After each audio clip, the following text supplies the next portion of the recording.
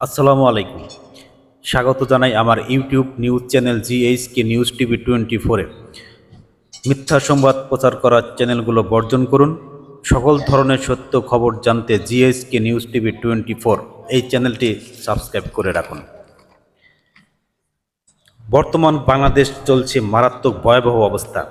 বিভিন্ন সোশ্যাল মিডিয়ায় প্রচারিত ভিডিওগুলি লক্ষ্য করলেই দেখা যাচ্ছে বর্তমান সরকারকে আর কেউ দেখতে চায় না। বাংলাদেশের সরকার জননেত্রী শেখ হাসিনার দল আওয়ামী লীগ তারা নাকি গদি ছেড়েই দিয়েছে।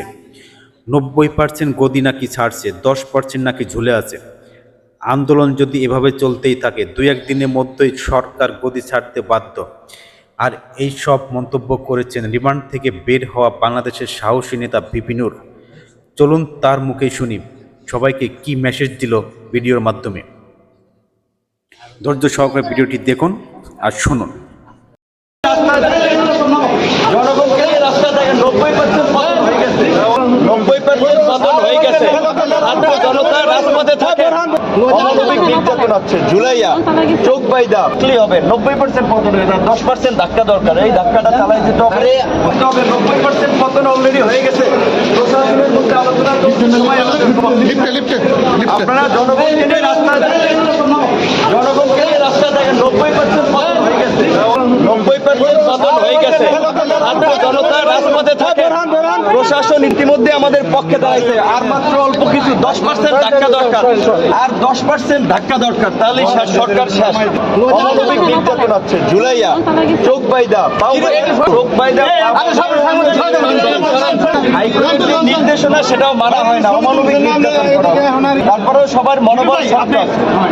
আমাদের কথা এটি সরকার পতন না হওয়া পর্যন্ত আন্দোলন চালাইতে হবে। আমরা ভিতরে থাকলে আমরা চালাই দিতে হবে। 90% শেষ। প্রশাসনের মধ্যেও এই দেশবাসী আবার আন্দোলন চালাই যেতে হবে। 90% পতন হয়ে গেছে, প্রশাসন সবাই আলোচনা।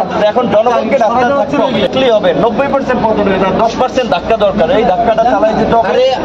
ছাত্র, শিক্ষক, কবি, শিল্পী, সাহিত্যিক সবাইকে নামতে হবে। এই আন্দোলন ছাত্রদের আন্দোলন, সকল শ্রেণী পেশার মানুষের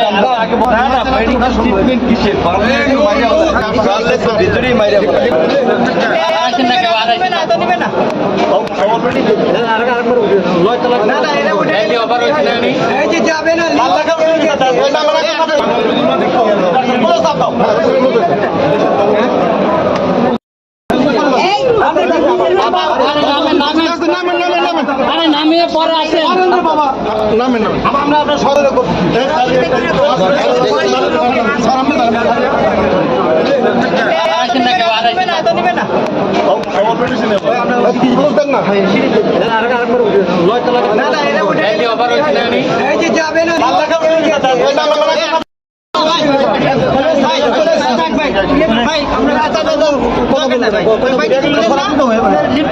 আপনাকে মেডিকেল ট্রিটমেন্ট দেওয়া হচ্ছে কিনা? না না, মেডিকেল ট্রিটমেন্ট কিসের?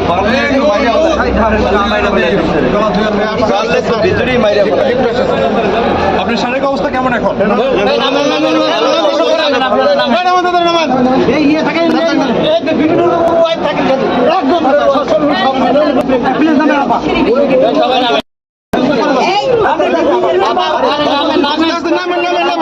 নামিয়ে পরে আসেন আমরা আপনার সদরে করছি।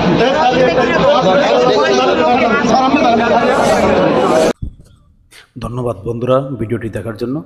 এরকম লেটেস্ট নিউজ পেতে আমার এই চ্যানেলটি সাবস্ক্রাইব করতে ভুলবেন না প্লিজ। ধন্যবাদ, ভালো থাকুন, সুস্থ থাকুন, আল্লাহ হাফেজ।